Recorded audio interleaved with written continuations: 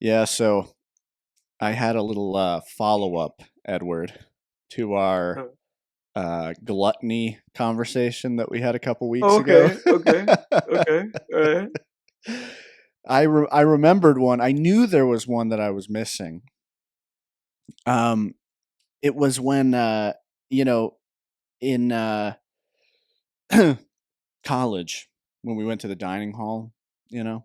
And remember they just Mm, had platters and platters of pizza every yes. night Yeah, I there. think I know where you're going. Yeah, yeah, yeah. I mean, dude, you did like It's my pizza allergies, everybody. Stevie B's or like Pizza Inn. I don't know if these are nation chains or just from Greenville. I don't know. Um if you're I haven't from heard of Greenville, them. South Carolina, you know what I'm talking about. But these like pizza buffet kind of restaurants, they didn't have as much pizza as the They, campus dining hall. yeah, Uh, they did because I think a really popular one is like CC's. yeah, Like CC's Pizza is one of those. yeah, I feel yeah. like a lot of people I think will get that one. Yeah, There you yeah. go. They didn't compare. They just had them. They just kept making them. Yeah, They just had them on a rotation. yeah. It was endless. And so Yeah. I guess one evening I was feeling particularly, like Kirby from Nintendo. So I went in there, Mhm. and I just remember like grabbing, dude, I probably stacked like 6 slices of pizza on my plate or something like On that. one foot.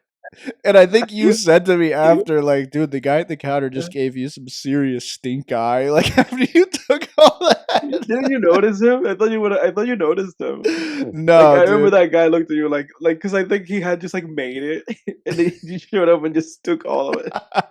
Get to It's like work, dog. Make more pizza. I know, yeah, that's what I was thinking. Dude, so like those, I don't know, man. Some of those cafeteria people pissed me off sometimes, man. Like I remember one time, like I knocked over a chip or something, and like some lady was like, "You're just gonna leave it there?" And it's like, I mean, it's still on the the fucking counter. Like, Yeah, I mean, it's not like I knocked it on the. It's not like I spilled a bunch of chips on the floor. I just knocked like yeah, one chip onto the counter. And at the time, I'm yeah, like 18 too. So, dude, you can't tell a fucking 18 year. At 18, you're like, fuck off. I just got rid of my parents. Now I'm gonna take lip yeah. from Now the. you now have to listen to you. Yeah, Yeah. yeah. Uh, Yeah, yeah. yeah, they were always on something. Like I think they just somehow I think they just hated that job, Yeah. and they just hated the students. Yeah. Like it What? was both. Like they just hated the students. It was like, oh jeez. Yeah. I would too. I mean, because imagine that you're just like scraping by for a living. You're trying to work, and it's this shitty job, and then you look at Mhm. just these art school college students coming Is in mhm. from their ivory towers, after learning To eat about all the pizza, art. Yeah, just gobbling up all to your grab pizza. all the pizza slices. It make you think to yourself like, oh, what's going on? The one guy's eating all the pizza by himself. Yeah, just open it, just Soon, putting my mouth over the pizza and yeah. hitting the on switch. And it's like soon, but the chef will show up and be like, "Why isn't there any pizza?" And be like, "Well, this one guy, he just showed up. He took all of it." Yeah, yeah. Oh, I forgot about Chef, dude. He would always like kind of pace around that chicken, just or chicken Yeah, kitchen with like wide eyes, just like why is yeah, that? Why is that not there? What didn't he have like a lisp too? He was just like, what? Yeah, what? Why is there no pizza right there? What? yeah, yeah, Because that yeah. Just motherfucker on took their ass, dude. 7 slices. Yeah. Yeah, I had a those were the real days. Yeah, man. I had a real you know what I thought of too because I was thinking more when I thought of that I thought more about like the mindset that I had because we were talking about how I had issues with like portion control and like just Mhm. portion sizes. And Uh, you know what my problem was because I have always since I mean for over 10 years now I have worked out like very consistently and lifted very consistently. So I think I fell into for a while like this kind of strongman mindset because like strongmen, like power lifters, they're just Mark like Henry over here. yeah, Mark Henry, right? Like they just pack on pounds. You know what I mean? Like they're just Yeah. like putting on weight so they can lift as much weight as possible. And I didn't want to get huge, but like I wanted to get muscular, but I didn't want to get fat. Right. But I had kind of that mindset of like, well, I lifted hard today, so I can just wolf down What are some whatever. pizzas then? Yeah, Yeah. wolf down some pizzas, or even like healthier stuff. That's just high in carbs, like like I Yeah. talked about it before, like pasta and meatballs and stuff. It was just like you just slam that shit down. You're like, I lift, it's fine, but you know. After a while, then I look, I saw some photos of myself from a few years ago. I was like, whoa. Yeah. But I really leaned out this year. I'm down, I've been cutting for the past like 4 months now. I'm down, Yeah. since January, I'm down, what is it? 20 pounds. No. You do. Yeah, man. Yeah. Yeah, I finally was just like, all right, let's do a proper, Like enough is enough. yeah, let's do a proper cut. Yeah, because Yeah. I've been better. Like over the past couple years, I finally got my portions under control over the last You got couple them years. correct. Yeah, but I was like, I work too hard, like at working out and stuff, to just, it's like a 2 steps forward, 1 step back kind of thing. But anyway, that was my little gluttony follow up there. It's interesting. If you'll allow me to Yeah. interject on, I know this is your week and we don't have a lot of Please time, but interject. because I mentioned Mark Henry, I've been in this like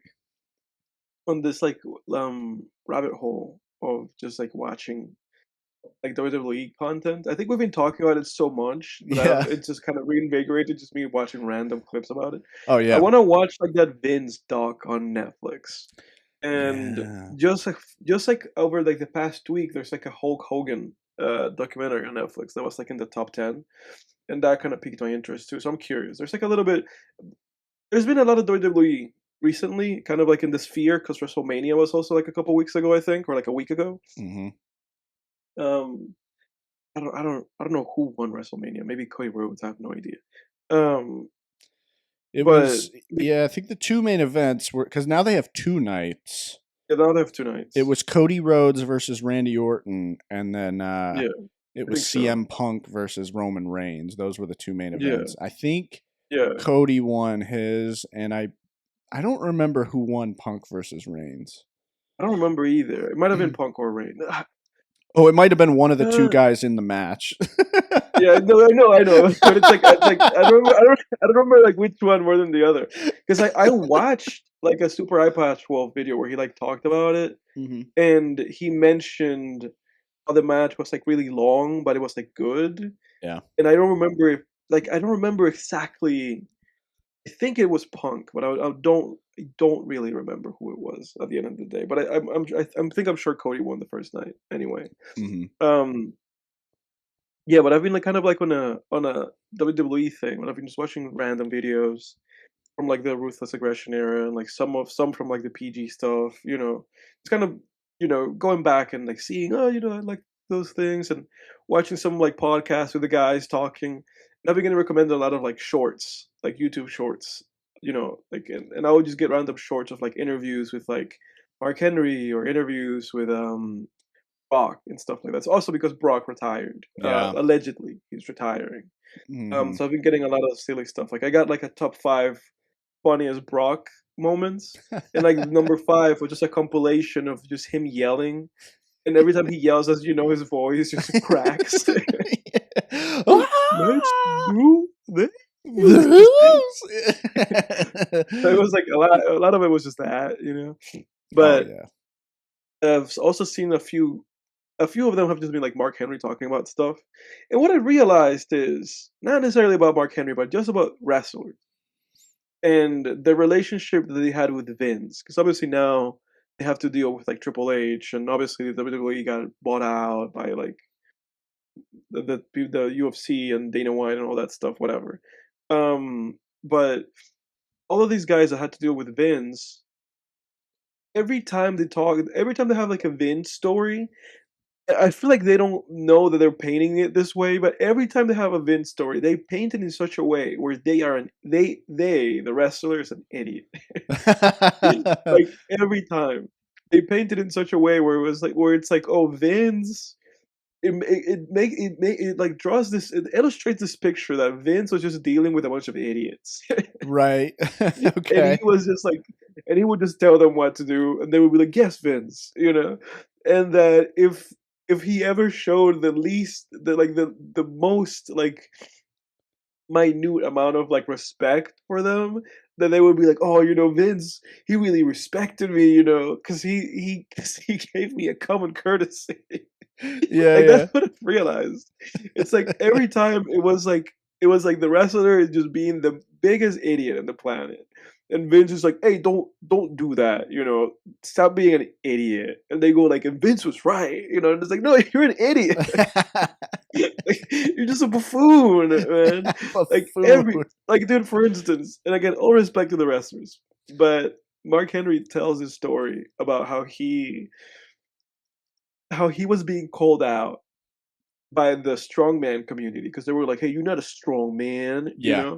So you're calling yourself the world's strongest man. You're not the strongest man, and it bothered Mark Henry to such an extent that he went and talked to Vince, Yeah. and he says to Vince, like, "Vince, the guys in the strongman community, they're calling me out, and they're putting my reputation, like, they're like saying I'm not a strongman," and Mark says the Vince says, "Well, yeah, Mark, this is a TV show and you're just playing a character.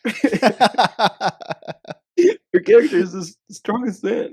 Mark's like, wait, so I'm not actually the strongest man in the And world? he's like, we created this narrative with you're just playing the narrative, Yeah. So obviously in this situation is like you're coming up to Vince, man, with just a stupid like thing. And his reaction is to say like, "Well, yes, of course. This is a TV show. Hmm. This is fake." Yeah. You're playing a character, and we've decided that you're the world's strongest man. And Mark Henry's reaction to it was like, "Well, Vince, I'm leaving, and I'm gonna go into a strongman competition, and I'm gonna win." And he goes, "And if I don't win, you can destroy my contract." And Vince was like, "Oh, okay." Yeah. And that was like his story. Vince was like, "Okay, go and do it if you need to." But it's like clearly Vince was just dealing with this idiotic like psychos with like weirdly like inflated egos that they felt like they had to defend. But it's like, dude, this is a fake business. like obviously because Vince for all the things he's been accused of, seemingly is a terrible person. All these wrestlers always defend him, whatever. I never met the guy, so I'm not gonna say whether he's good or bad. But the narrative is that he's a bad guy according to the accusations, and I'll believe the accusations because I don't think there's any proof to otherwise. But I do feel for Vince because clearly he was dealing with a bunch of idiots. Like Hmm. clearly his every day was probably just like these dudes coming in and out of his office with some version of that These every roided out guys. time. These With roided some version guys. of some stupidity, dude. Yeah. Like just another story, and then I'll let it go. This was from Kurt Angle, and Kurt was like Okay. yeah, Kurt was like talking about how he like went into a meeting with like Vince and Shane, and how Kurt was so roided out and so like cooked up on pain like medications that he Right. had seemingly sent Vince like mass texted Vince saying like, "I'm gonna kill you." Next time I see you, I'm gonna kill you. Holy And then shit. Vince brought him to his office with Shane, and they sat him down and they gave him the text messages. They were like, "Hey man, you like texted me like 100 times saying that you're gonna kill me."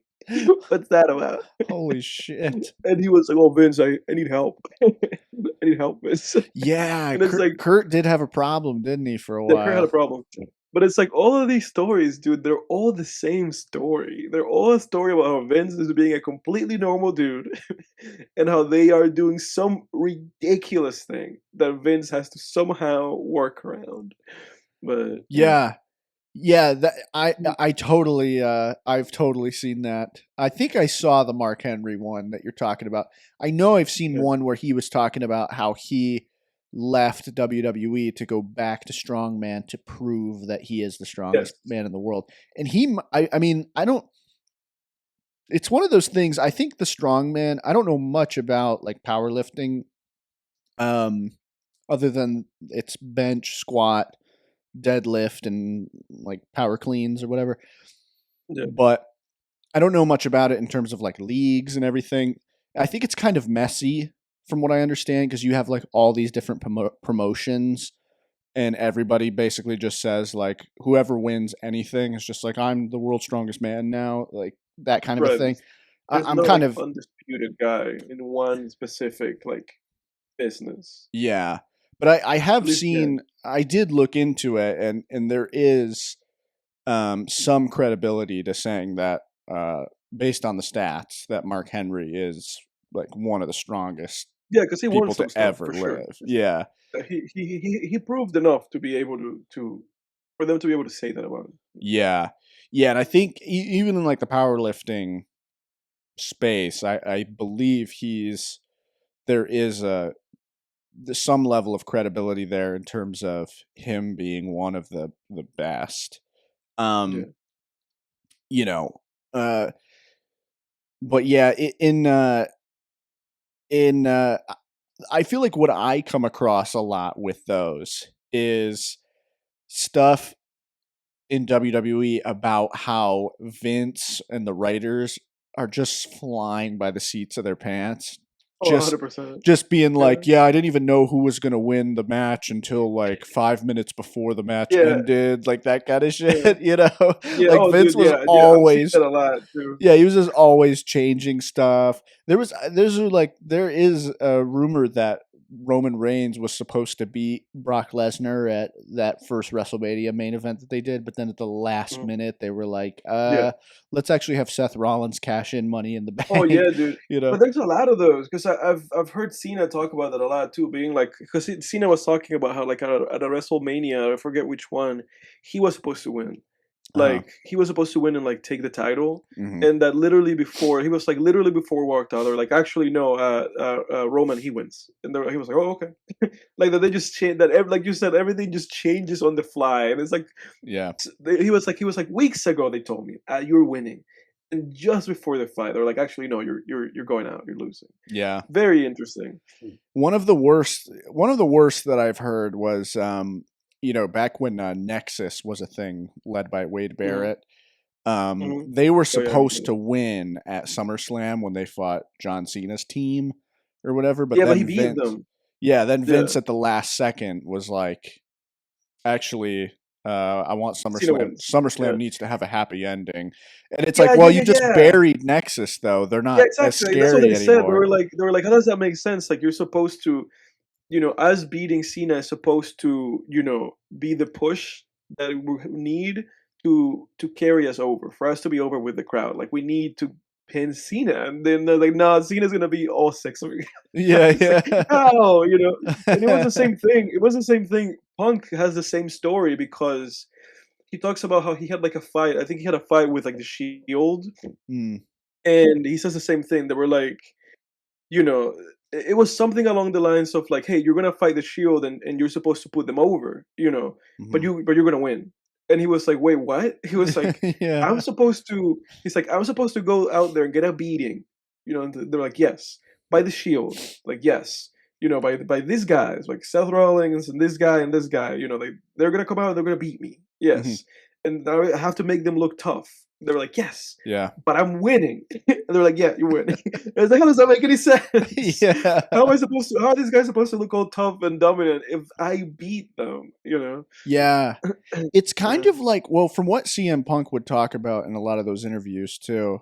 Dude, we're like with WWE now, we're like Bill Burr on his podcast with I don't listen to it anymore. But because it's so low effort, like he just records 30 minutes in his car and then the Just rest of the rambling. podcast is just like he just he uploads like an old episode and I'm like, oh, this sucks. But anyway, I remember back in the day when Bill Burr, like, he would start almost all of his podcasts with like a 20-minute ramble about football, and I was like, God damn, dude, like, Just like skim through it. Yeah. oh my God, yeah. I would like a lot of times I would just skip right to the advice, but anyway, that's us right now with wrestling. Like, Yeah, we're 20 minutes in, and we've talked about wrestling and a gluttony story continued. yeah, but Yeah. I don't think from what CM Punk would talk about because I love those interviews that he did where he would talk about, you know, candid, like his experience with WWE and what his frustrations Yeah. were and why he left. If anyone is a WWE fan, you've probably heard it. It's infamous, but on the off chance you hadn't, like, look up on YouTube CM Punk on why he left WWE. It's really fascinating. But it seems from what he would talk about in your story shows that too, and I think Wade Barrett's experience with the Nexus at SummerSlam thing shows it. It's like I feel like Vince and the writing team at some point during that PG era, they didn't understand or they didn't really put enough thought into like what the story implications are of someone losing, you know? Yeah. And like how Yeah. that stops their momentum, because it's like, you know, because I remember back in the day watching that whole Nexus thing, and it was like, you know, it was like they lost at SummerSlam, and then Wade Barrett had these like title shots against Randy Orton, and He he lost. lost, and Yeah. then Nexus slowly just fizzled out, and it was It like, fizzled out. It what did completely you? fizzled out. Yeah, Yeah. it was What like do you what? expect? Yeah. Yeah, it was like what was even the point of all that? I mean, Right. they didn't. What was the point of Nexus? You know? Yeah, what was the point of that? Yeah, they I guess they succeeded ultimately, like, with the Shield, they were able to actually make it work, but Yeah. they just kept introducing those, like, factions, and they just Mhm. would not happen, like, it would just not go well. Yeah. Because again, they didn't give those guys a shot. It's like, you need them to have, like, meaningful victories, like, for it to mean something. Like, I've been also watching some of those videos by, like, that guy that used to wrestle Maven. Yeah. He used to be like a wrestler. He has Hey those videos guys, on YouTube. Maven here. Maven, yeah, and every video is somebody saying like, "Hey, say hey something, Maven." Oh, hey Like, Maven, whatever it guys may be. here. Yeah, guys here, yeah, because he always opens it like that. But I've been watching some Maven videos, and he talked about like it's interesting with Maven because he won Tough Enough, and then they had him like in not in a clean way, but they had him take the title of the Undertaker, like the hardcore title. And it's like, well, that's what you need to do. Like, you need to bring a guy in and have them do something meaningful, right? Mhm. It's like he didn't win clean, but he won, you Right. know. And obviously, if you have Nexus against Cena, they're not winning clean on Cena. It's like 5 guys on him, you know. Obviously, Mhm. they're not winning clean. You know, so just let them win. Just let them get the win. It doesn't mean anything to Cena. There's 5 guys against him. It doesn't Yeah. like Well, it was not his gonna hurt his his like team, but I take your point yeah. still stands. Yeah. So it's like it's not gonna hurt his like image. Like he's still going down to a bunch of guys, you know. Right. So Exactly. Yeah, it's like a 14-man tag team match or whatever. You know, it was right. like 7 Nexus guys versus 7 of Cena and 6 of his guys. The thing with Nexus too, that faction was just too big. It's like 7 Yeah, it was too guys. big. It's like you Yeah. can't make stars out of 7 guys. But the Shield was perfect No. because it was 3 guys, and It's they just 3 made guys. stars out of all They 3 started of to fall them. 3 of them. Yeah. Yeah, but no, Nexus it didn't work because like they had like Wade Barrett and David Otunga and all these other guys, and it's like you don't remember any of those guys, you Yeah. know. And at the end of the day, like Wade was the only guy that really stood out, and even he kind of just like faded into history, you know. Yeah. He had a Yeah. decent run as a mid Carter for like I think maybe 6 years or something like that. I actually really liked Wade Barrett. He was always he was like a guy for me. He's like one of the biggest underrated, most underrated guys. Where it's like I really think they wasted that guy. He Yeah, really they didn't know what to do with that guy. They did waste that guy. yeah. He was all right for a while. I remember like he had a great even after Nexus he had some good stuff like in 2011 when I was still watching. I mean, he had like this really awesome rivalry with Randy Orton on SmackDown. That was freaking dope. I remember. And it was like brutal. They did some crazy spots. Randy Orton like RKO'd him on top of a car.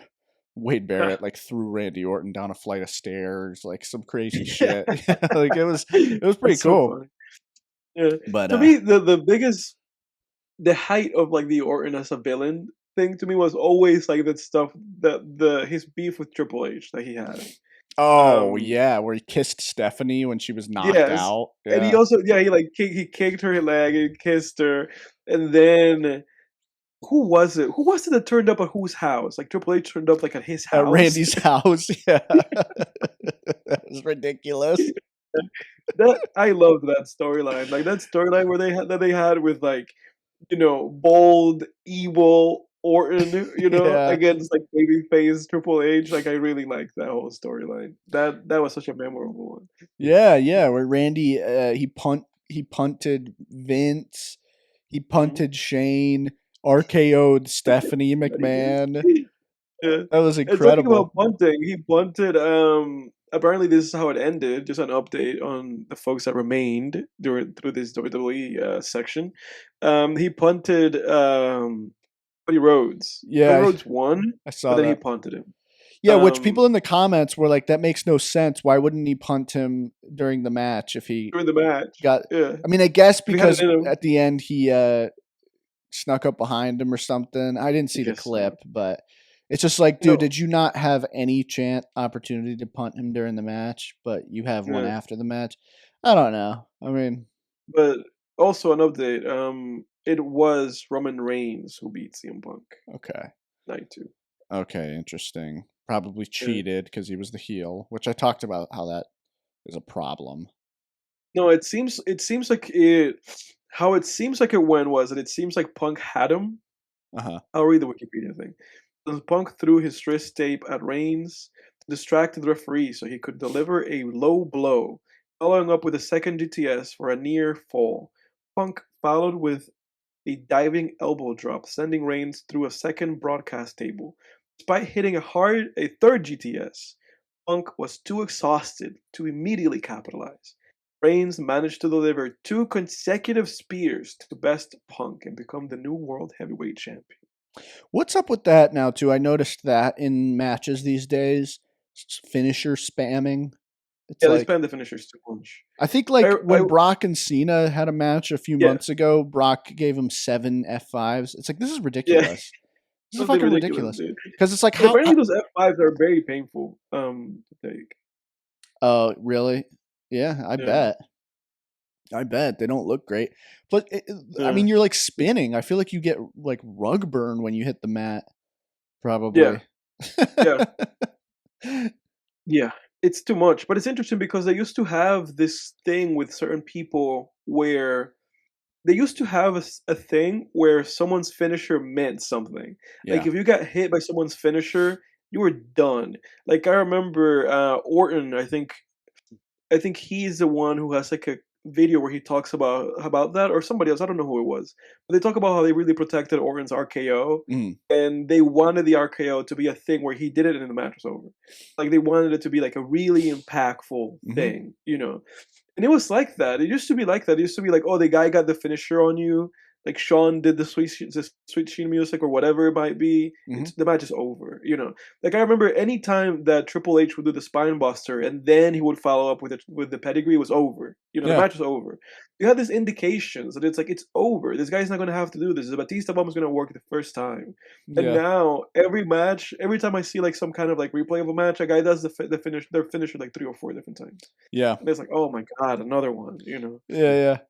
Yeah, I've noticed that too, and I feel like it works sometimes to have a guy kick out of a finisher.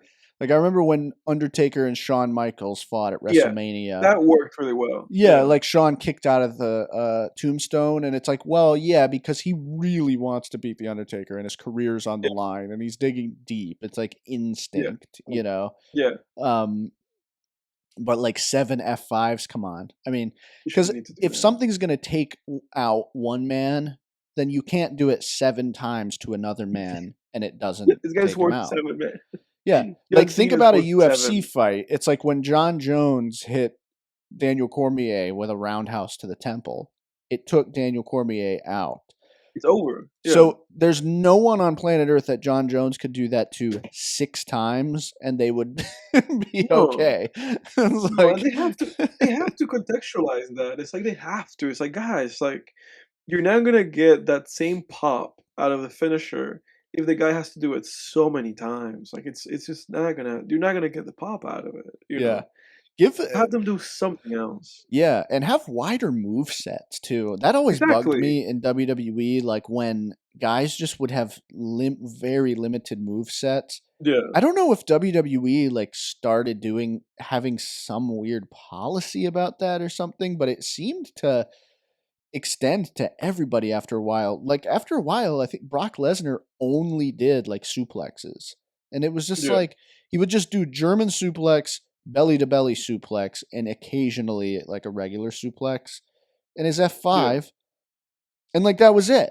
You know? Yeah. He would do like, he would do the regular shit like drive his shoulder to a guy in the corner, but that's not really a move. Um, and he had like his little submission hold, the Kamara lock. But like Yeah. his offense was literally all suplexes, and they would be like, "Oh, Suplex. suplex city," and it's just like, yeah, and they would like count the suplexes, and it's just like, I guess, but it's just not. Yeah.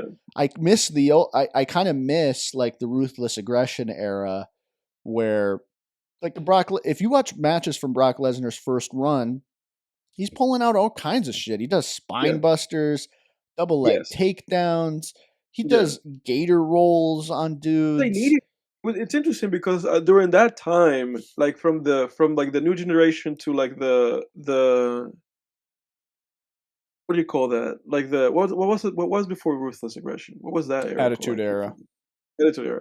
It seems like through the Attitude Era, and, specifically, at some point it started post Hogan.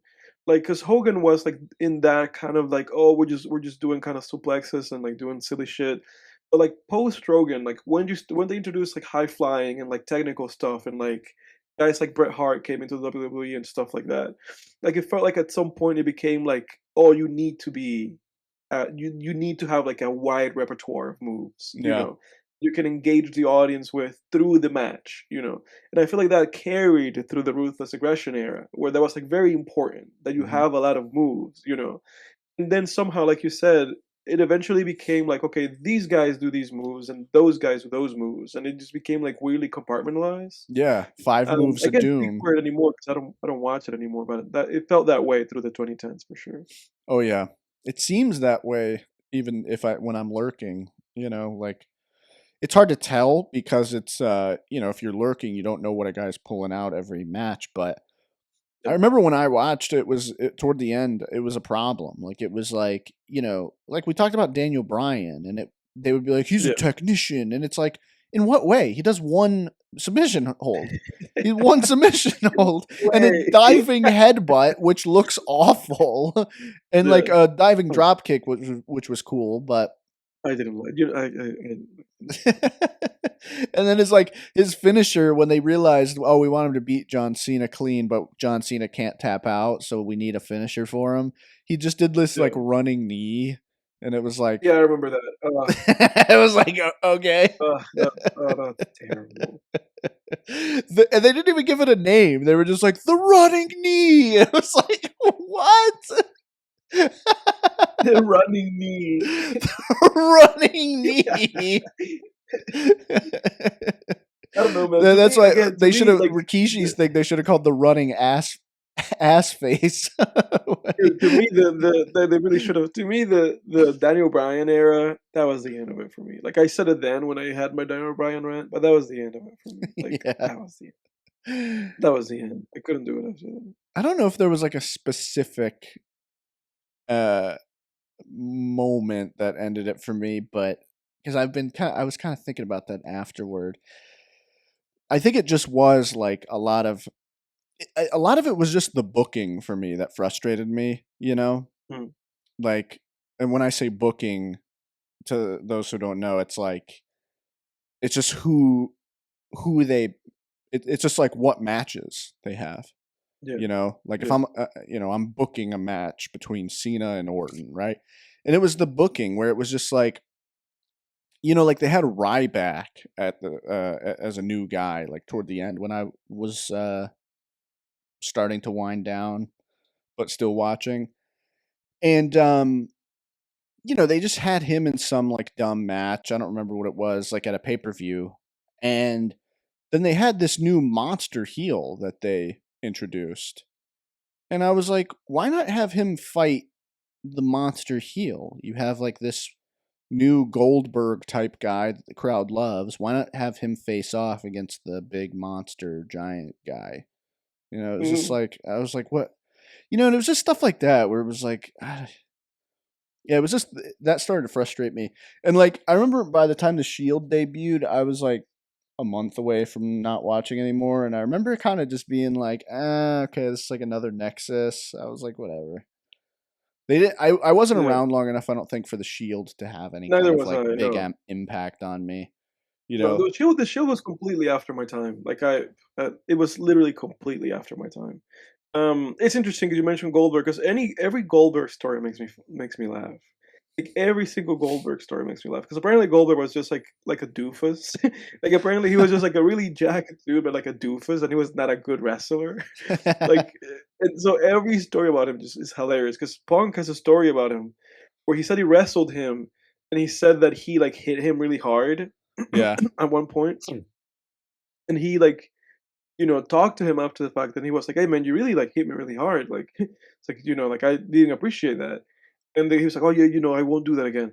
And then he had like another fight with Goldberg, and Goldberg like apparently just like knocked the wind out of him. Oh, this is And after that, Ryback that you're talking about, I think. is it Ryback? I thought it was Goldberg that I No, was it was talking about. Ryback. Really? And Yeah. then that Ryback told that he's like, just tell me that you're a dumb, stupid idiot. Yeah. And he said like, I'm a dumb, stupid idiot. he said he went up to Ryback and he was like, you tell me right now that he was like, you did it again. And he goes, you tell me Yeah, you right did it now again. that you're dumb as fuck and you suck, Yeah. or that you did Yes. it on purpose. And he Oh, said that yeah, it was Ryback, Ryback. and It he is said that, Ryback. and Ryback. he Yeah. said that Ryback was like, I'm dumb as fuck. I'm sorry. Yeah. And Yeah, I don't it is know, dude. Ryback. I feel like celebrities make up stories though, because it's like, did he really say that? I don't think. Come on, did he really say I'm dumb as fuck? I don't think so, Yeah. man. I don't know. I It's don't think interesting. It's so. interesting because you mentioned how Ryback is like another Goldberg because Goldberg does have a lot of stories like that. Like Goldberg was just like very stiff, and he was always Okay. like actually kind of like manhandling dudes. Yeah. Yeah. Man. Yeah, I feel like moving into that's a nice pivot into another topic that I thought of a while ago, and it's a perfect segue. I really feel like celebrities just they always make shit up. They always have like these little stories that they tell in an interview, and Yeah, it's BS. All those like Fallon interview stories yeah, are BS. they're bullshit. And you know what I've noticed? A lot of their interview, their these little stories that they tell, they center around their parents. It's like something that their Mhm. parents did or said, and it's like, no, they didn't. They didn't say And that. because obviously their parents are gonna corroborate it. They're gonna be like, "Oh yeah, that happened Yeah. totally." Yeah. Like Matthew McConaughey he's like, oh yeah, my parents like got mad at me, so they kicked me off of the boat and made me swim home. And it's like, no, they Mm. didn't. It's like Yeah. they fucking did not do that, dude. Yeah. Or like No. I can't remember what Kevin Hart. He had like a story about a Bible. I wish I have it written here, Kevin Hart Bible story, but I can't remember Yeah, but I have to. exactly. You have to forgive Kevin Hart because Kevin Hart's a comedian, you know. So it's like I forgive him because all comedians do is like make stuff up, you know. Yeah, Um, I yeah. forgive Kevin. I forgive Kevin. But when you get stuff like that, like you know, like McConaughey or like Anne Hathaway, and it's like you're making this stuff up, you know. Oh But like yeah. you know, with comedians, like if it's like Louis or whoever telling a story, it's like half the time I assume it's fake, you know. I guess, but I like Kevin Hart's. The one I'm thinking of was like he was being serious, where he's like he's talking. Okay. It was like on one of those like motivational podcasts where he's telling Oh, I see. motivational stories, and Yeah. he was like, "And Oh, my mom, like I can't remember what it was, but it was something about a Bible. This is gonna drive me nuts. Hold up. go ahead, look it up. In the meantime, I'll say this because I think about this sometimes because I think Louis has a joke. Like he has a bit where he talks about something. He talks about how like he went to his like where he was living and how his like the guy like in the front of the building like let him in and like all this stuff happened. And then at the end of the story, like when Louis finishes like the bit and everybody's laughing, he goes like, "Oh, by the way, that story never happened." He goes like, "All Yeah. of that I Oh just yeah. said, Yeah. Yeah. I made that up." He's like, "I Yeah. don't live in a building that has a guy in the first floor." He's like, "I none of that is I've heard that true. one. I made that up." You know. Yeah. It's like I forgive comedians because of that, because it's like I know you're just BSing, but if Kevin said that like in some kind of like this is real, you know, and it's like clearly some BS, then yeah, you gotta call it as it is. Yeah. It's right here. It's like he said his mom would support him his mom told him she would support him financially if he read his Bible. And then he was like, "Can I need some more money?" And she was like, "Well, you haven't been reading your Bible." So no. It's like, "Come on, dude. It really." Yeah. She said that. And then like I remember I shit on Will I Am on here before too, but like when in Will I Am's video, in the interview that I watched with Will I Am, he's like my mom would get mad at me if she said, "What are you doing?" And I said, "Nothing." And she would say, "Well, you're doing something. If you're Uh-huh. if I ask you what are you doing, you tell me something. Just say breathing then." It's like, Uh-huh. really?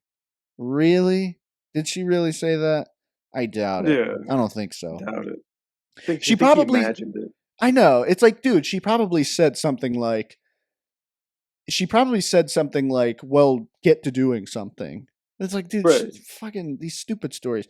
Matthew McConaughey is honestly Matthew. He's a very You're annoying just guy. the Yeah. worst actor ever. I mean, you're just awful. I love that Family Guy bit where He Stewie's got trying to tell. cast in something like recently. There was like a he's just been doing a lot because he released that book. That's why you've been seeing him around. He has a book called Poems and Prayers. Oh, God. Um, yeah, classic.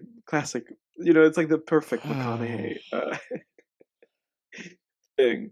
But he got cast recently in something. Like he's working with like a big director for something that he's doing next. Oh, we're gonna see a lot So I of know he's like douchey making waves interviews for with that. him.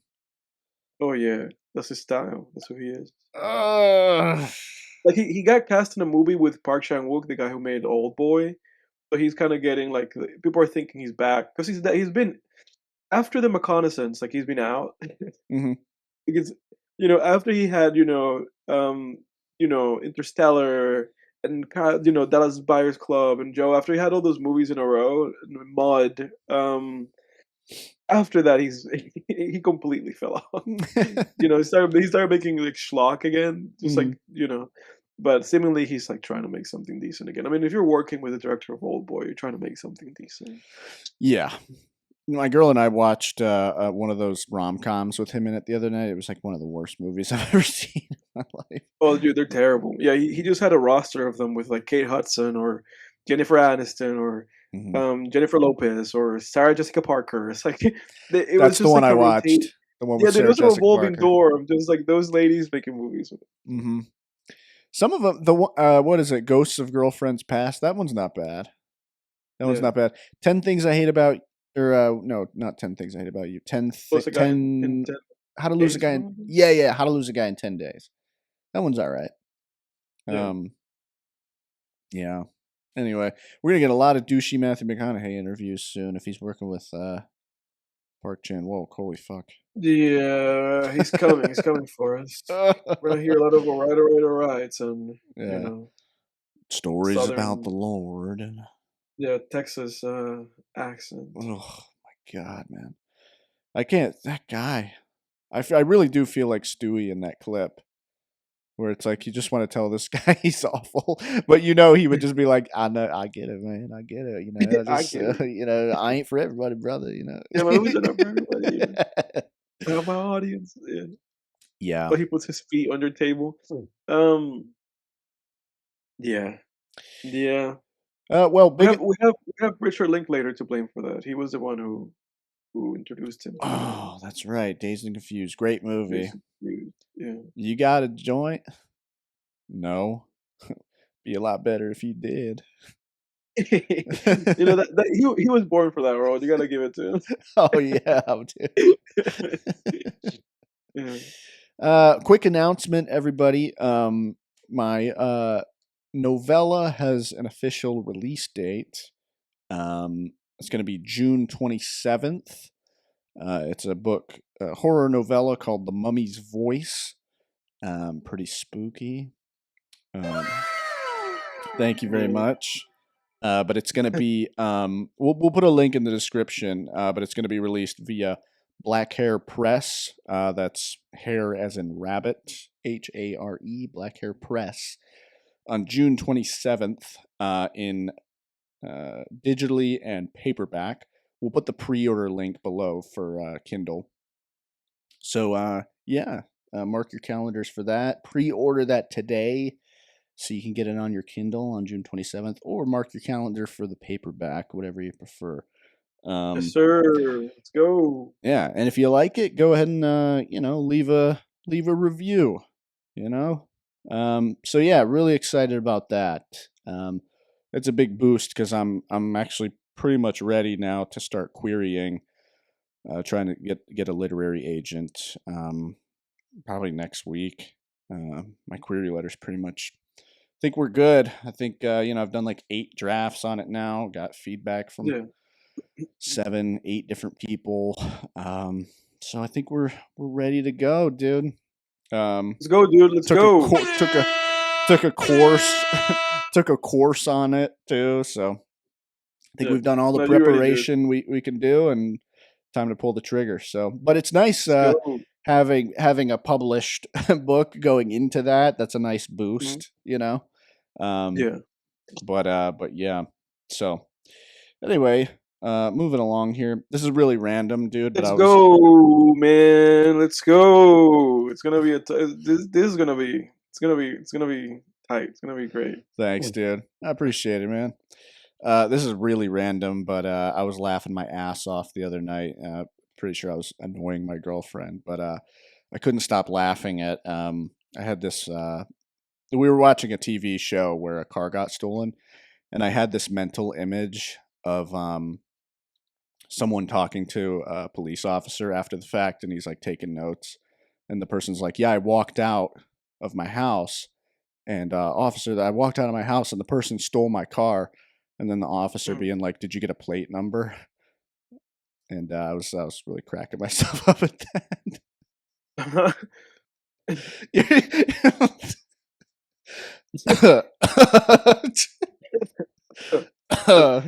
Anyway, that's probably the worst bomb in the history of film tangents, right there, dude. I don't know why that's so funny to me. Just you found that really funny. The officer being like, they stole your car, and the officer's like, "Did you get a plate? Did you get a plate number?" I don't know, man. Fuck you. I thought that was funny. Well, it seems like your girlfriend didn't think it was funny either. I think she thought it was funny at first, but then I kept laughing, and she was like, "All right, it's not that funny." Not that funny. Yeah. Some interesting movie news. Did you hear that Zach Cregger is coming out with a Resident Evil movie? The trailer came out, I think, either today or yesterday. Yeah. For it. Yeah. Did you watch it? I mean, you're not a trailer guy. You know I'm a trailer guy. Yeah. Have you ever seen any of the Resident Evil movies? Yeah, so the first one. Yeah. And I've played a little bit of the games. I've played the fifth one and a little bit of the third one. As of this moment that I'm talking to you, I do own Resident Evil 2 and 3 in video game form, like the remasters that they released like a couple years ago, and I just haven't played them. They're just sitting on my PlayStation. Mm, But I do have an interest, and I am a bit of a fan of the franchise, but I also don't like scary things, especially in video game form, because video games are like a next level scary. Like you should play like a scary video game, because like the having to interact with these things, it's like very nerve wracking. yeah. Um, but Oh yeah, yeah. I remember you and Evan playing horror video games in the living room. You guys were like yeah, screaming. Okay. yeah. They're dude. Again, like you're a horror fan. Like you're a horror man. I would tell you like to play some of the top horror games. I think you would get a kick out of that. I think that would be fun. What are the top horror games? I'm gonna guess like Silent Hill, Bloodborne. Yeah, well, Bloodborne's not really a horror game in that sense. Like Bloodborne's not a game that's gonna scare you. Like Mm, Bloodborne is just like an aesthetic, hmm. but Bloodborne is just an RPG. It's just a role playing game, and you're fighting. That's it. But in terms of like pure, like I'm in a horror situation, like survival horror, those are the Resident Evil games. Okay. Which I think Resident Evil 2 and 4 are kind of like the watermarks of that. And there's like a Resident Evil that just came out recently. Like the Resident Evil that came out this year, people have like really hyped up as being like great. And then you said Silent Hill. Silent Hill is part of that. Silent Hill 1 and 2. And then there's like a handful of others. There is one where you're like a dude with a with like a flashlight that keeps running out of batteries, and I think that's the one that I was playing with Evan. Mm, And that one was very scary. yeah. Um, 'Cause you just have the flashlight as your light. Let me look that up. You go ahead. I'll look up what game it is. Yeah, I've seen clips of I might have seen clips of that one because like I've seen clips of those types of games where it's first person and you're walking around and you're kind of like finding clues and stuff. There's something kind of very Yeah, Scooby Doo about it almost. Um, yeah, I should check those out as a horror writer. I it need seems to. like it. Gaming is just something I never end up getting back into, no matter how many times I say like, "Oh, I should check that game out" or something. Like, I don't know, Yeah. man. Yeah, maybe it was a game. There's a game called like Amnesia: The Bunker, but it's not that one. That one looks very scary, but that's like a first person one. The one that we were playing was like a third person game. Let me see. Third person horror game. Or it seems like it's Alan Wake. That's what it seems like it is. It might be Alan Wake. Okay, The game that I'm talking about. It kind of seems like it is Alan Wake. Yeah, it's a guy with a flashlight. I think it was Alan Wake. Might have been something else. gotcha. Yeah. But dude, get into it, man. I really think you would enjoy it. Okay, all right. Well, if I ever get a means to game again, I guess I'll have to check it out because I don't have any consoles and I don't have a PC. I mean, I have MacBooks. You can't really game on Yeah. MacBooks, can you? All you need is to either buy an Xbox or a PlayStation. Like all Yeah, that they're all in the same console. yeah, You yeah. know, and you don't have to buy like the latest one. Like you could have like a PS4, which these days is like maybe like $100, Mm-hmm. or like an Xbox One, or not an Xbox One. I think like an Xbox Series S or X or whatever. Yeah, And you get a game, and you get on it. But I feel like if you find yourself with like more time than usual, I would say get a horror game, dude. I yeah. think you and your girlfriend will really enjoy it. Like both of you guys sitting down and playing it, it's really fun. Yeah, we probably would. Probably would. Not that we have me and my girlfriend, know that we have enjoyed just like playing random games, even though they're not horror games, like playing like Dark Souls or like Bloodborne. Like we've really had fun with that. Nice. And that's how Bloodborne is not really like a horror game like that, because it's like my girlfriend played that with me, and at no point was she like scared. It's really just like gothic horror aesthetic, but there's not any scares in there. Yeah, it was just very like dark fantasy kind of, right? I remember seeing you guys play that, and, Mhm. like a lot of Mhm. Lovecraft monsters and shit. Yeah, A lot of those yeah, monsters were pretty upsetting, but yeah. The monsters can be pretty upsetting, yeah, but then you beat them, and then you take their souls, and you make nice weapons out of them, and then you feel real strong. hell yeah. Yeah, Mm. I watched the Resident Evil trailer today. I thought it looked yeah, it looked pretty good. I mean, it definitely had that Zach Cregger touch. Um, I really like Zach Cregger. I mean, especially after Weapons and Barbarian. While I didn't, I thought the last act of Barbarian was pretty atrocious. I did Yeah, really like the first two thirds of that movie, particularly like when we went to see it in the theaters. I was pretty damn scared in that theater. I was pretty creeped out. And then the third act, I was really disappointed with. I was like, God damn it, just another like whatever horror movie. But then when I rewatched Barbarian ahead of seeing Weapons, I went in with like really low expectations because it was like, oh well, I just seen this already.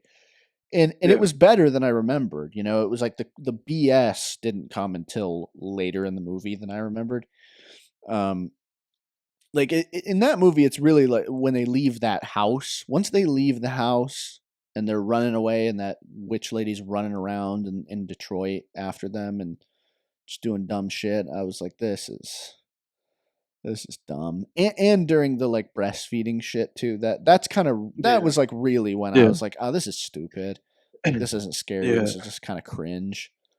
yeah. Um, but I mean, Weapons was incredible, and I do think the first couple, thirds, the first two thirds of Barbarian is, really, really well made.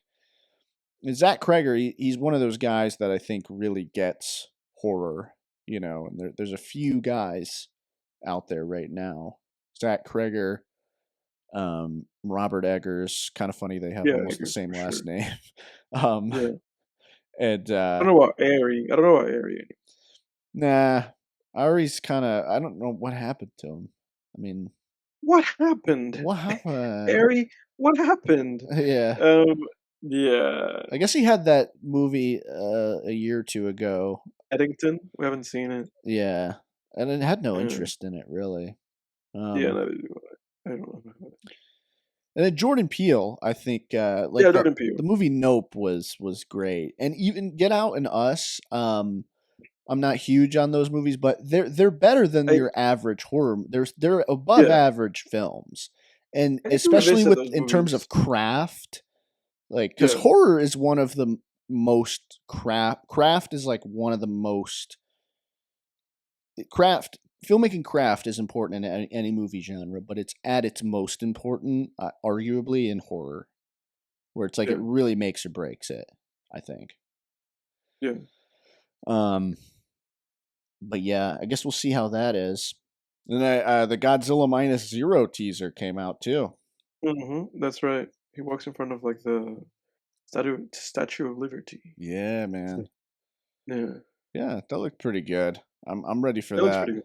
I Yeah, wonder what monster he's gonna fight, because I believe there's gonna be another monster in this one. he's gonna fight. He's gonna fight corruption, dude. Right. It's gonna be Godzilla takes on corruption. He's gonna fight the Statue of Liberty. Uh, That's what the trailer was hinting at. I don't think that it's been revealed though. I mean, it wasn't revealed in the teaser. I watched it. Godzilla yeah. Minus Zero.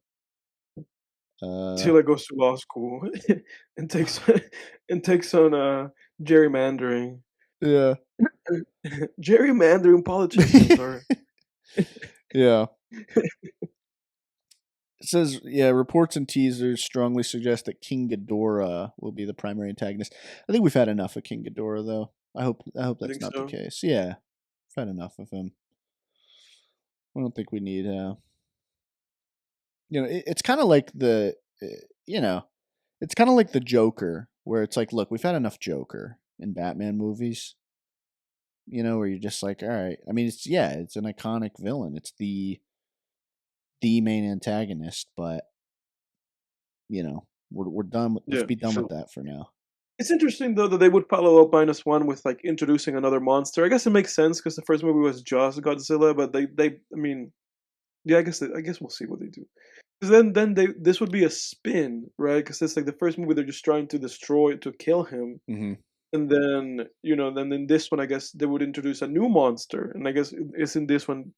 are they then going to paint Godzilla as like, okay, now he's kind of like a good guy because he's fighting the other monster? I guess we'll see what they do with it. Could I could believe in be. them. They did a decent enough movie with the first one that I'm willing to trust them in whatever it is they're doing. Yeah. Well, it could not as it could be Godzilla could still be the bad guy because back in the day with the original Godzilla series, for a while there, because he eventually became in those 60s and 70s Godzilla movies, he eventually became a hero. But in the first, I want to say one, two, like three sequels, he was still the villain. Um, Yeah, like in Godzilla Raids Again, he neither monster was good. It was basically just a kind of a rehash of the first Godzilla movie, but now we got to destroy two monsters who are yeah, also fighting each other. And then they had King Kong versus Godzilla, where it was a kind of like, hey, let's try to use Kong to kill Godzilla, and hopefully they'll both right. die. And then there Yeah, was Mothra versus hopefully. Godzilla, where it was kind of the same thing. Um, Yeah. but then they slowly um, they turned him into an anti-hero, and then a full-on hero a couple films Yeah, later.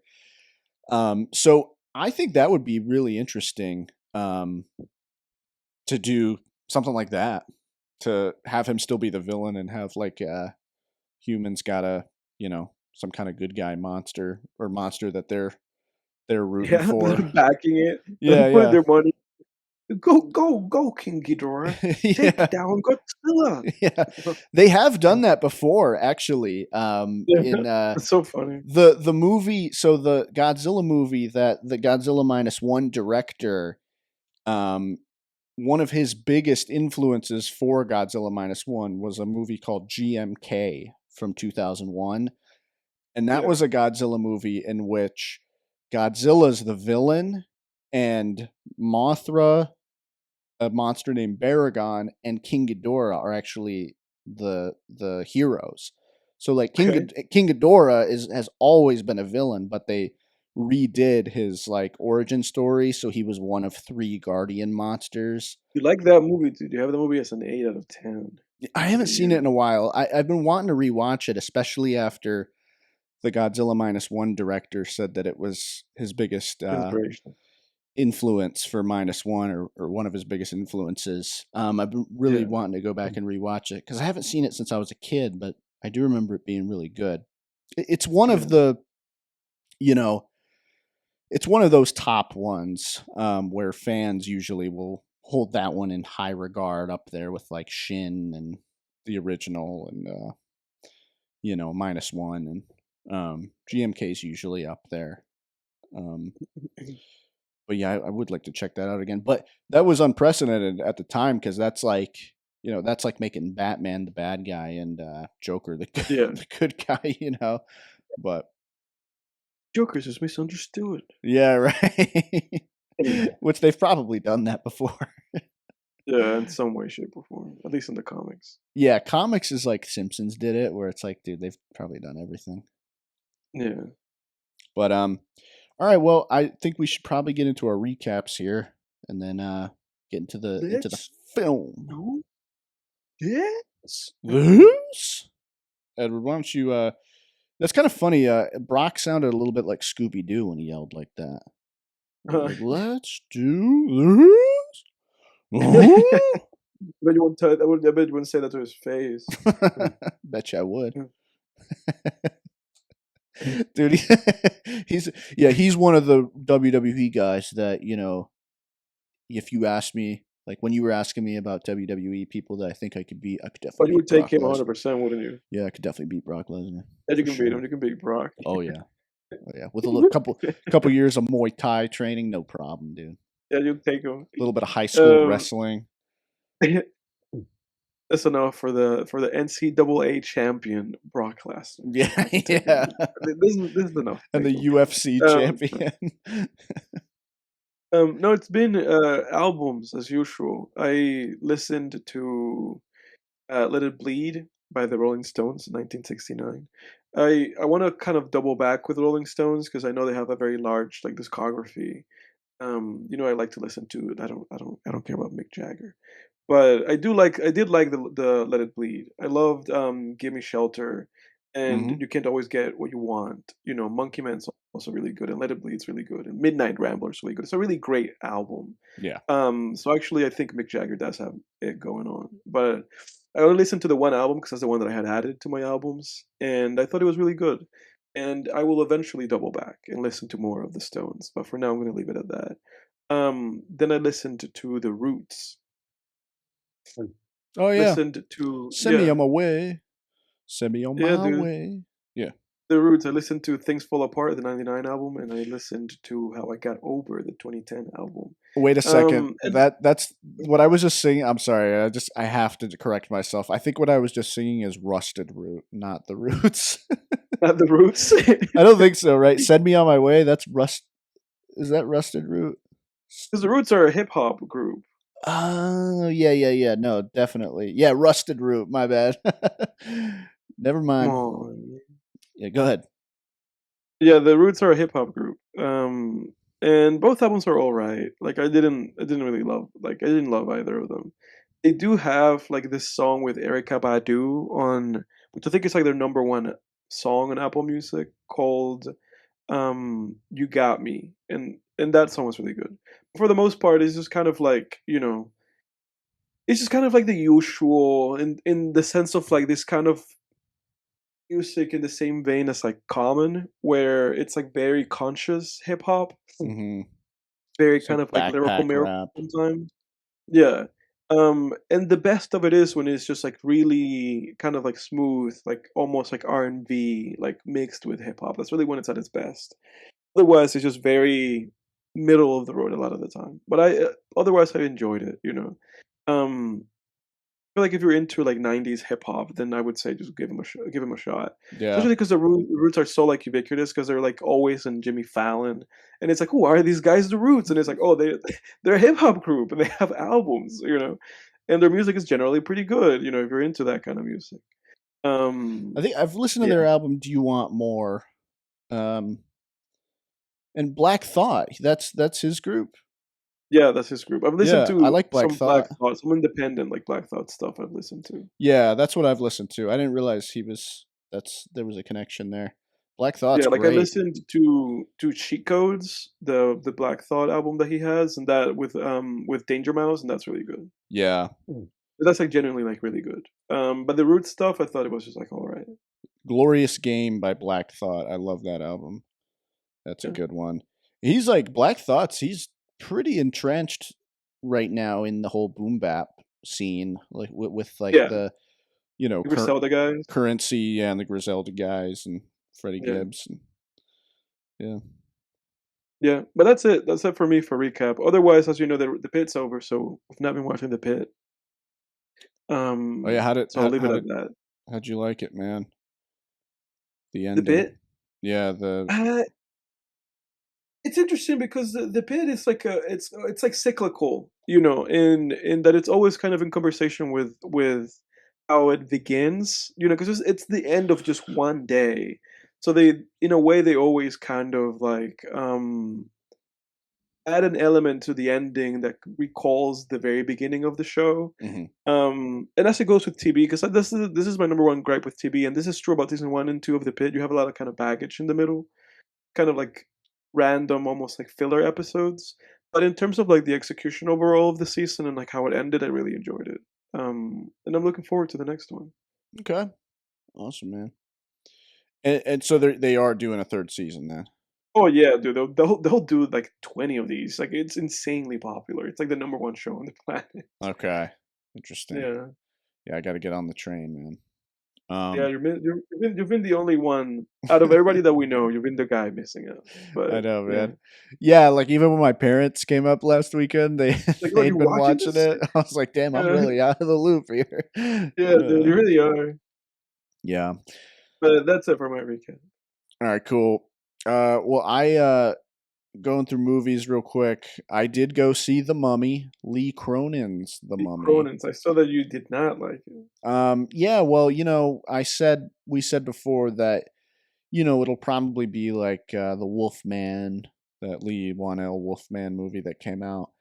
And I was wrong, dude. It was far worse than that.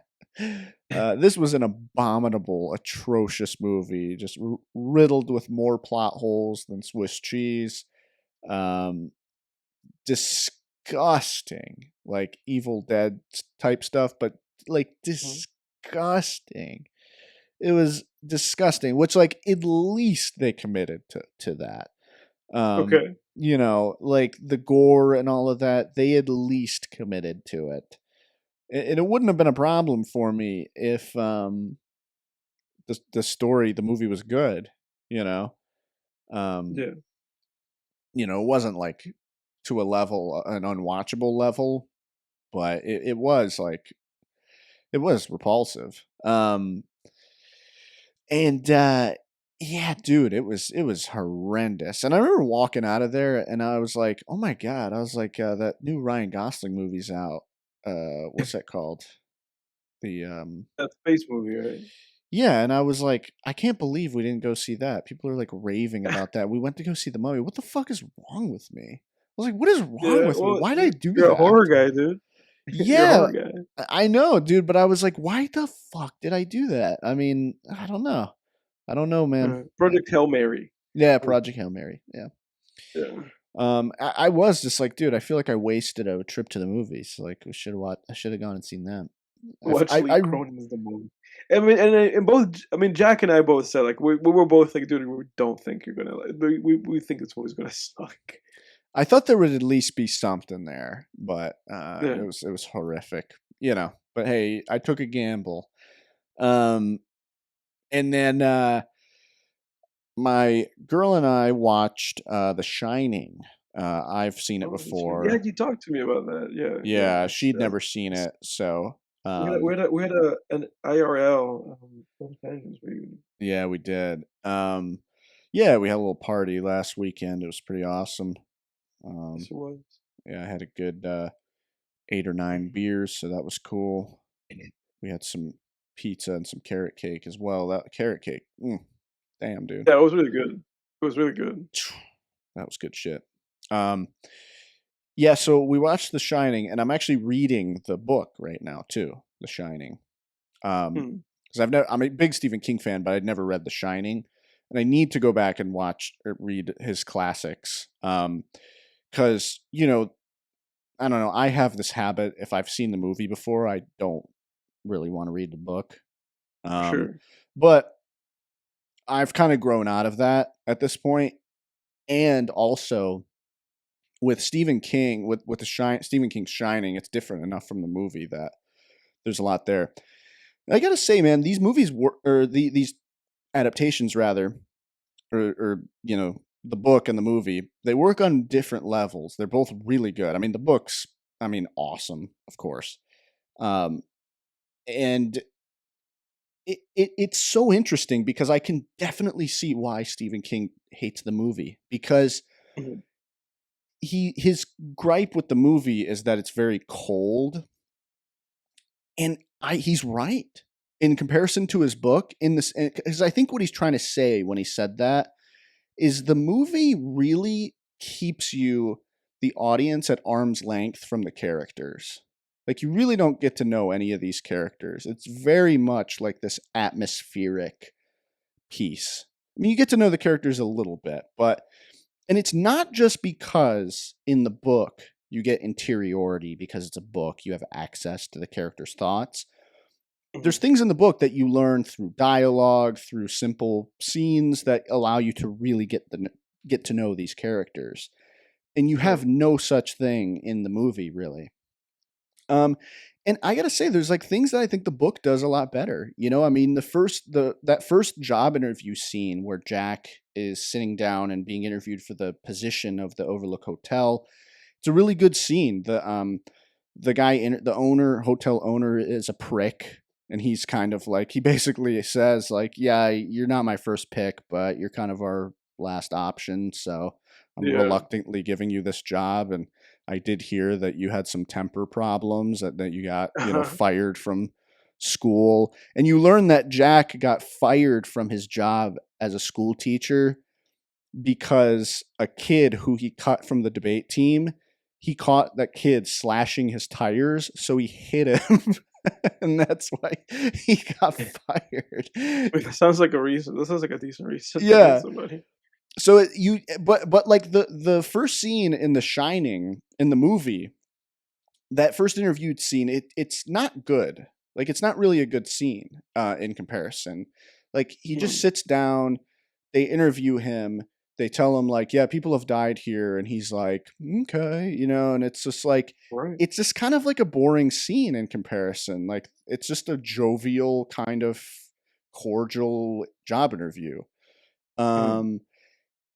I think the real strength of the Shining movie is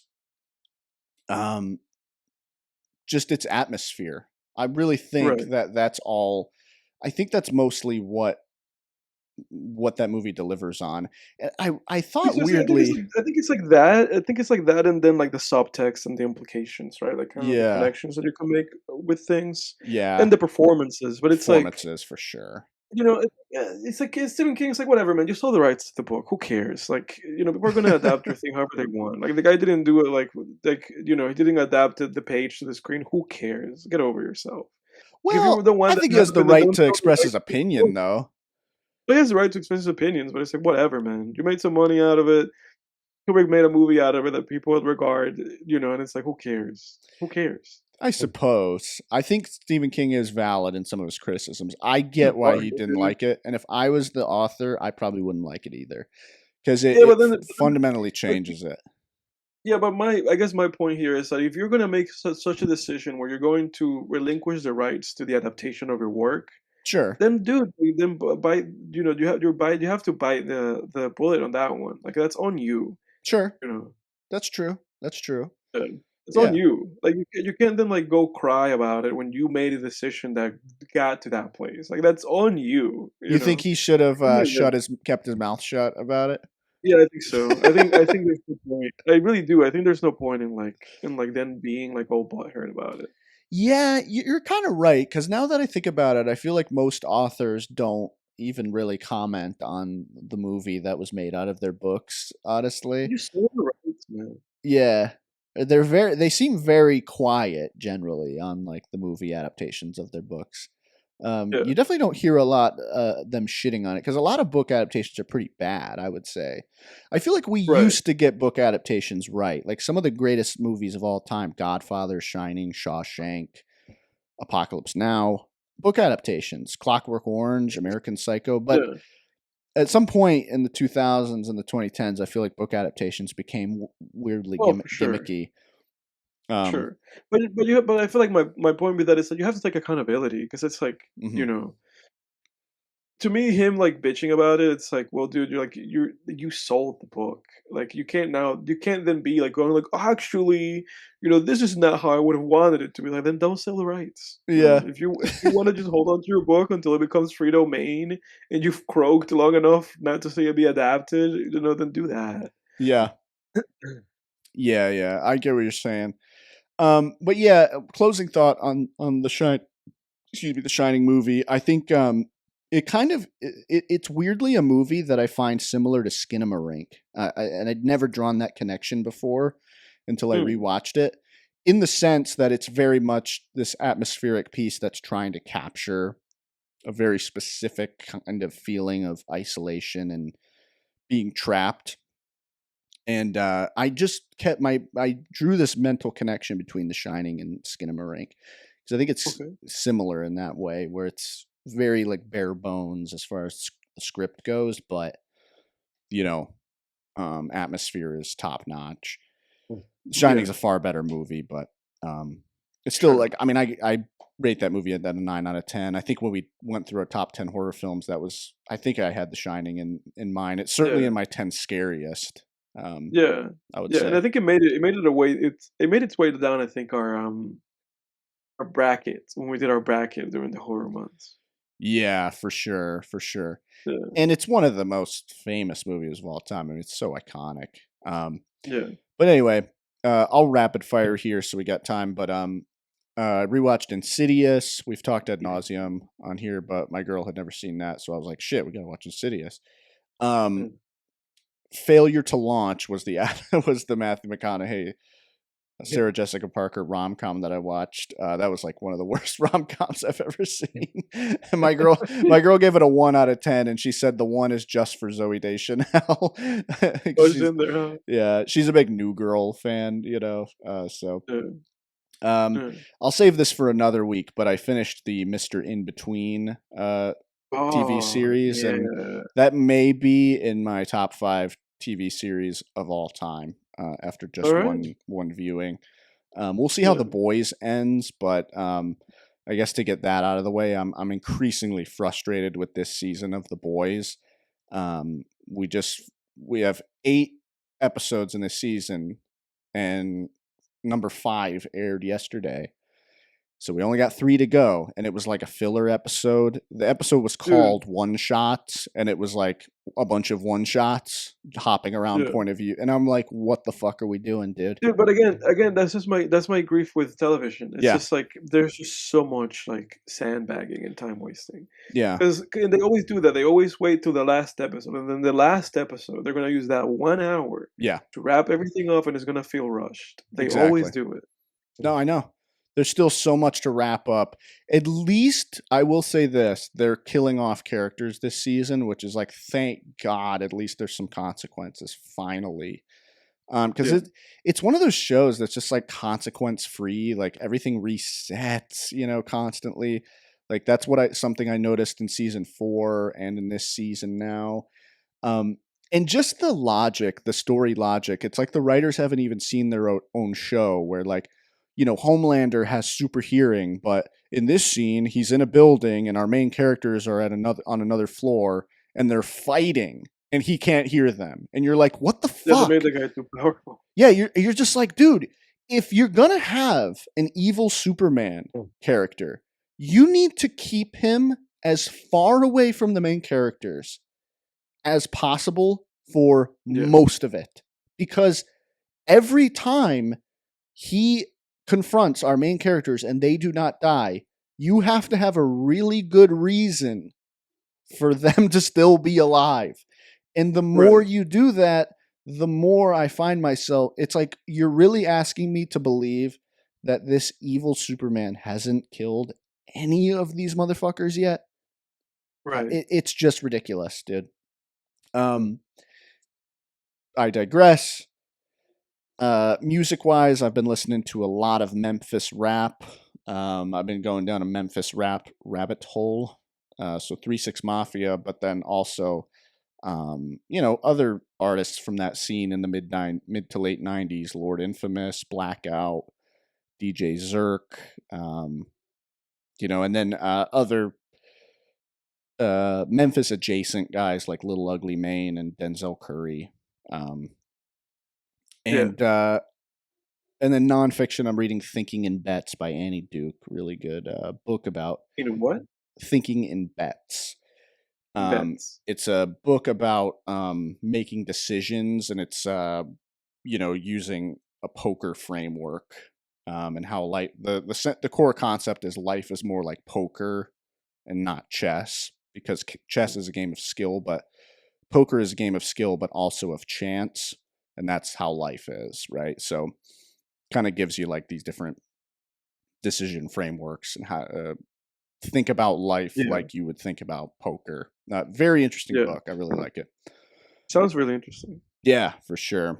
All right, well, let's get into Apocalypto. No, Apocalypse Now. Excuse That's the me. Mel Gibson movie, Yeah, dude. right. Apocalypto. Yeah. No.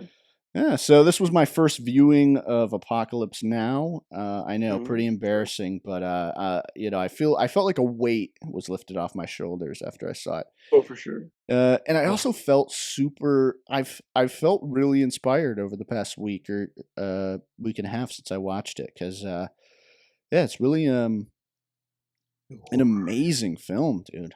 Yeah. You can see why it's so famous. It's so thematically dense. I grew up a huge Far Cry 3 fan. That's still one of my Oh yeah. favorite video games of all time. And I didn't realize how much Apocalypse Now really influenced that game. That movie really, that game took a lot, or yeah, that game took a lot from that movie. What'd you think, man, on the rewatch? Well, it's interesting. This is my third time watching this movie. And at this point, I don't even know what versions of this movie I've seen. Yeah. Because you requested that we watch the theatrical cut, Hmm. but obviously there's like the remix and there's like the final cut of the movie, and I don't know which version of this movie is like the one that anybody should be watching. I think people generally agree like, oh, just watch the final cut, or people just say that just to watch it like in the release order. Hmm. The couple that seemingly makes his head up about which way the movie's supposed to go every like few years. He like rethinks it. Actually, I'm gonna add these scenes and cut these scenes. It's like, okay. It's interesting, man. Again, just a beautiful movie, great score. A lot of memorable scenes, like the scene where they play the classical music over the loudspeakers of the helicopter, and you see a lot of like the destruction and a lot of the thoughtlessness that went into this thing in Vietnam, right? And you just Hmm. kind of also you come to understand like why it is that these guys are there, and really that ultimately they shouldn't be there, and how they weaponize this whole thing into a propaganda thing where you have that scene where Sheen, what's his name? Martin Sheen, where Hmm. he's like where they arrive there, is he's looking for the captain of the other troop. I forget the name of the actor again. But they have that shot where Francis Ford Coppola is telling them, like, just keep going, don't look at the camera, and it's like, oh, geez. Hmm. But all that is going on here is just like savage destruction, and all these guys have like lost it completely. And we meet Martin Sheen when he's just in the hotel room, just completely just losing his marbles. And the only semblance of composure that he has is the fact that they kind of take him out of that, and they go like, hey, by the way, there's this Kirk guy in the deep in the jungle, go get him. And suddenly that gives him a purpose, and somehow he's like straight in his head again. He's like, okay, I have something to do. Yeah. um I find it really fascinating, really fascinating movie. um but I kind of want to give it up to you, and I just want to hear what you have to say about the whole thing. Yeah, I love those. And one of my favorite parts of the movie were uh, the moments where he would read about Kurtz, and as he's looking at the photo of Kurtz. And one of my favorite scenes was when he's first looking at that photo of Kurtz, and then you Yeah, hear Kurtz speaking on that recording. You know, he can't put the guy to the voice and what he's saying. yeah, I just loved Yeah. that, man. I really loved that. And it was so interesting because, he's just sitting there and he's looking at these clean cut photos of this guy, and he looks like just this proper soldier, Has a this, master's great degree and all this American. stuff. Yeah. And you're Yeah, like, dude, what happened to this guy? You yeah. just keep wondering, like, what happened? And as time goes on, it's Martin Sheen even says, I started to like him as I read more about him. I Mhm, started to relate to him as I read more about him. And I think they said the mhm. last guy they sent to kill him just joined him, right? Yeah, And I kept wondering if yeah. that's what was going to happen. Like I was like, is he going to bring Martin Sheen's character over?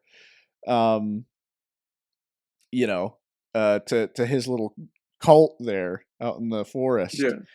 Um, yeah, and I thought it really perfectly captured what I remember a while back watching interviews with Vietnam vets, and one thing that always struck me, um, that just stayed with me, was they were interviewing this Vietnam vet, and he was like, when I got to Vietnam, I realized that what I was seeing on TV was not what was happening over there, Mhm, you know. mhm, And I thought of that when they were on the beach, and they have the cameras, and the guy's like, "No, keep going, just don't look at the cameras, mhm, keep going," and just people in America were just getting the cleaned up uh, propaganda version of all that stuff. And I really found Kurtz very fascinating because his whole speech really dug into the heart of the human species. Because I think it's very helpful sometimes, I think, to have an understanding that humans, at the end of the day, we are animals. Hmm. We are wild animals. Wild animals. We're not domesticated. We're not tamed. There's nothing above us. You know, Right. we are a species of animal, a social species, but a tribal species. Um, and I think what it was very interesting when Kurtz was talking about how, he saw the Viet Cong fighting and he said, you know, he was like, what I saw was people fighting with such passion and fighting Hmm. for their people and fighting for their children and their women and their comrades, and he was like, I just thought it was beautiful. And he probably Right. saw them as defenders too, I think, in that moment, the moment that he was referring to, you know. And I thought that was fascinating because really, when we're at war, when countries are at war, it's really just it's this fight between two tribes, between two troops, um, and all that really separates you from them is your birthplace, you Right. know, and that's an uncomfortable thought. It's a really uncomfortable thought, right? The thought that, like, if I were born somewhere else, I could very well be fighting this country that I live in and love now, you know, Right. and not only that, but seeing them as the greatest evil because Hmm. they're attacking my people, they're attacking my tribe, you know. It's interesting, like that. That's interesting to me, but I find also interesting how he talks about these things that are like oxymorons of war, right? Hmm. These things that are in complete contrast to each other. Because he has that passage where it says something along the lines. He talks about how they were cutting the arms off of like kids, I think, or something like that. I forget specifically the context of it, Hmm. and how they had like a pile of arms. So they had a pile of little arms, and he was describing how like shocked and baffled he was at the sight of this. Yeah. Also, how he also marveled at the fact that it was like this is the kind of guy that you need. It's like you need Yeah. these guys that are somehow both. But again, like when he writes it down, but it's like what you're saying is impossible. And you're describing this impossibility of like moral corruption, right? So you cannot be a person that is both virtuous, and moral, and also willing to commit atrocities. You can't do that. Hmm. And I think I think in a way that that's kind of like the journey that his character takes, because when Martin Sheen meets him in the end, and they torture him, right? And they completely and he throws like one of his comrades like head on him, Yeah. at one point. And it's like, there's this decapitated head. And it's like, but also at the same time, Kurtz is done. I think, because Martin Sheen talks about this, and he's like, he's having me around, he's talking to me, but he's like, but I'm completely free, and for a time, it's like he knows that I'm not really gonna do anything, I'm not gonna escape. But then near the end of the movie, he talks about how he feels this sense that Kurtz is just waiting for him to like, assassinate him, Yeah. Like he's like, I feel this duty not only from my own self, but that he's like waiting for me. He wants to go out as a hero and not as some like deranged guy that like militarized this like people. Yeah. And I find interesting like the contrast that they have with the bull when they kill the bull, and then with him taking down Kurtz. Yeah, Um, yeah. there's like a lot of interesting just like contrasts in this movie, and the movie kind of having conversations with these ideals, like these war ideals, and how maybe unattainable they are. Or that in order for somebody to quote unquote attain some of these things, they basically just have to lose their marbles. Like Yeah. you just have to be a crazy guy, believe that you can have some kind of moral virtue and also be involved in war. Those two things cannot coexist. Yeah. Well, I think Yeah. it was interesting how the one big contrast was between Kurtz and the colonel who says, "I love the smell of napalm in the morning." I almost feel Yeah, like they were sure. heavily contrasted. Yeah. Because that guy was very much like, I'm that guy very much had this position of Well, authority Kilmore, and Robert power. Duvall. Yeah, and what was it? Yeah, it was Robert Duvall, Kilgore. Yeah. Yeah, and he had Shouts out to this. Harrison Ford, by the way. He's also in this movie. Oh And yeah, Lawrence Fishburne. yeah, dude. I saw Lawrence Fishburne. I was like, that's Lawrence Fishburne. Holy Yeah. shit. Yeah. Yeah. Uh, yeah. I can't remember. I think it was Lawrence Fishburne who gets shot on the boat, right? And then Yes. this is a side note, but and then one of the other guys is just kind of like kneeling beside him, cradling him, and just looks completely devastated. Mhm. And that was a gut punch scene because it's like, oh fuck, Just young you have these guys. comrades, and then you just Mhm. got to watch them die in your arms.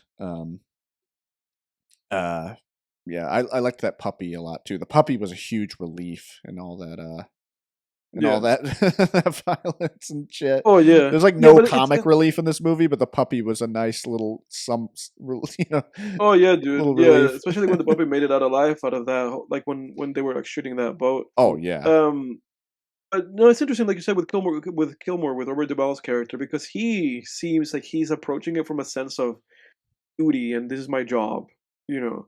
yeah, Like, he just seems very like, "This is just my job." There's, like, a weird element of disconnection with him with everything. He's just kind of, like, going about it in a very abstract kinda way, hmm and it almost feels like this is kinda what you have to do to not let this stuff consume you completely, the approach that he was kinda having with that stuff. yeah. Well, Kilgore is an antithesis, I think, to what you just said, because he is the type of person that would separate, good murders from bad murders, right? Bad Yeah. murders are when you kill someone in America, right? Or Mhm. kill, someone that is generally perceived as innocent. But then when you go to war over in a faraway land and you're at war, those are good murders, right? Quote Right, so this is unquote. yeah, Uh, he's not blinking twice about it. He did the mental gymnastics in his mind to be able to somehow, um, not take so much, like, psychological damage from yeah. the whole thing. Yeah. Yeah, well, and what's interesting about that, is because that guy Kilgore is over there just mowing people down, and then the wind that's kicked up by the helicopters are creating waves, and he's watching his guys surf, and he's saying, "I Yep. love." I think the waves were from the helicopter wind, right? I'm not an idiot, right? Yeah, they Uh, were. okay. Um, uh, and he's saying he loves the smell of napalm in the morning, and he's walking by dead bodies, and it's like nothing, right? But the second that, and people would think like, oh, that guy's a war hero, right? And this is what I find so interesting about human tribalism and how I think it speaks to our tribalistic nature and that, you know, and how we draw lines, right? Because the second Kilgore comes home to America and kills someone there, well, then he's a fucking Mhm. murderer, you know? Right. And the reason, because, there'd be some people that are like, you know, let's just say for a second, a guy like Kilgore would be like, well, I was killing people over in Vietnam. Why is it such a big deal that I come back here and kill people? Right. And the answer to that, whether right or wrong, this is just me analyzing human behavior, is tribalism. Because when you go to a war zone in another place and kill the opposing army, you're killing enemies of your tribe. But then when you Yeah. come back to America and you kill someone here, people call it murder. Why? Because you're killing a member of the American tribe, of your tribe, right? And that's really all that laws are. I think like we give our own species, we give humanity a lot of credit. I think we give ourselves a little too much credit. I think, like, oh my God, we've created this incredible system called the law, right? And it's like, well, not really. I mean, there's no worldwide law. Like, we have these tribes called countries, and Mhm. we have these tribes called states that have differing laws, and you have, it's no different than when you go into the jungle and, you know, a chimpanzee kills another chimpanzee. The troop outs them. They're like, "You're done, buddy. Of You're course. out." They don't put them in jail. They don't have court, right? But that's it's all the same shit, is what I'm trying to say. Yeah. You know, it's like, I don't think that humanity is this. What I'm trying to say, Edward, is I don't believe in God. That's what I'm trying to say. So you beat around the bush enough to get to the point. No, no, no, no, no. No, but I don't believe in like this human divinity, is what I'm trying to say. I don't believe in like this special, like that mankind is like some special thing in Mhm. the within the animal kingdom. We are obviously, we're a fascinating species, and we're the inheritors of the planet, and we rule the place, and we do Mhm. insane things like send rockets to space and talk via the internet and things like that. But all that's compounding snowballed knowledge over the years. It's not like a human just, you know, stood upright and said, I'm going to build a rocket ship. It's like, no, it's progress. It's, you're building on previous knowledge, So, Right. and it's similar with, moral progress and things like that. And with that, I think that kind of brings us to the title of the movie, which is Apocalypse Apocalypse Now. Now. And you think, well, what's that? What you think to yourself? Well, what does that mean? And Apocalypse. yeah, I mean, what do you mean by apocalypse? And what do you mean by now? It's like, what's that mean, man? I got to sort it out. Yeah. Um, it means that we view the apocalypse as like the end times, as this something that's far away in the future. Throughout human history, we've had ideas. Every religion, every civilization has had some version of the end times. And I think it's this kind of weird thing in our brains where it's like we think that everything has to end, you know. Mhm. Um, and I think the point of the title is no, like there's no, it's not far in the future. Like Right. it's now. Our species, we are an incredibly destructive species. We've always been an incredibly destructive species. You know, Yeah. a lot of fascinating themes. It's a lot to chew on. Um, Yeah, it's it, a very kind of, like, rich and complex movie, that's for sure. yeah. What There's a documentary attached to it. There's, like, a documentary called, like, Heart of like, Heart of Darkness? documentaries like, A Director's Darkness or something like that. There's, like, some documentary attached to it that I wanna watch. Yeah, Actually, now rewatching the movie, I'm like, "Oh, this is a good opportunity to actually watch the documentary." But yeah. yeah, yeah. Heart of Darkness, a filmmaker's apocalypse. Yes, that one. Yeah, and Heart of Darkness is the novel that it's based on. Yes. Yeah. Um, what? Why do you? Okay, this is the last question I wanted to ask you, and we'll wrap up. But why do you think that Martin Sheen didn't end up going down the same path as his predecessor and joining Kurtz? I don't know. Like, I don't have an answer for that, Yeah, I honestly. don't either. I kept trying to think about it after. Yeah. Um, because I would have it seems like it would have had something to do with maybe his time with Kilgore and some of the things he saw on his way there. yeah. Um, but I I feel don't like I know would what that need is. to watch, like, the redux or the final version, whatever, like, 'cause these other versions of the movie add, like, 50 minutes, and they add more stuff to him with Brando and stuff like that. So it's like maybe the answer is somewhere in one of those cuts of the movie, but I don't know. I don't have an answer for that. Like at least not in this cut of the film. Yeah. Yeah, it's interesting too because that's all I could think that would really be useful with one of these like expanded cuts. Because I mean, I watched this movie and I really was like, I mean, this is already long enough, and I don't. Yeah, it's like There's a almost 3 hours. yeah, and it's not even just length, but there's a good bit of padding in this movie. Like there's a lot of Yeah, meandering, not in a bad way, just there is, and drawn out scenes, and I was like, what would a expanded cut really even add to this? yeah, Besides just more hijinks. I don't know. yeah. Literally. Yeah, Yeah, but anyway, I would give Apocalypse Now. I give it an 8. I could go 9, honestly. It yeah. really is. It's quite something. Well, this is my third time watching this movie, and this is my third time at an 8. I don't know why. It just keeps like just being like, okay, this is great, Hmm. great movie. So I'm gonna stick to that for now. Yeah, I need to again. I'm gonna watch the documentary. Then I would like to explore this film in one of its like extended cuts and see if that makes any difference in any way. But yeah, 8 out of 10 for Apocalypse Now. yeah, yeah. I would say like maybe the climax is a bit slight. Like he just kind of walks out of the cage and kills Kurtz, and you're kind of like, all right, Yeah, I it guess. ends pretty quickly after he kills him. Yeah, and it's a good scene. I mean, really atmospheric with with the music and everything, and the contrast with Yeah, the water buffalo and the machete. Um, but yeah, there was something a little bit like, all right, with that scene.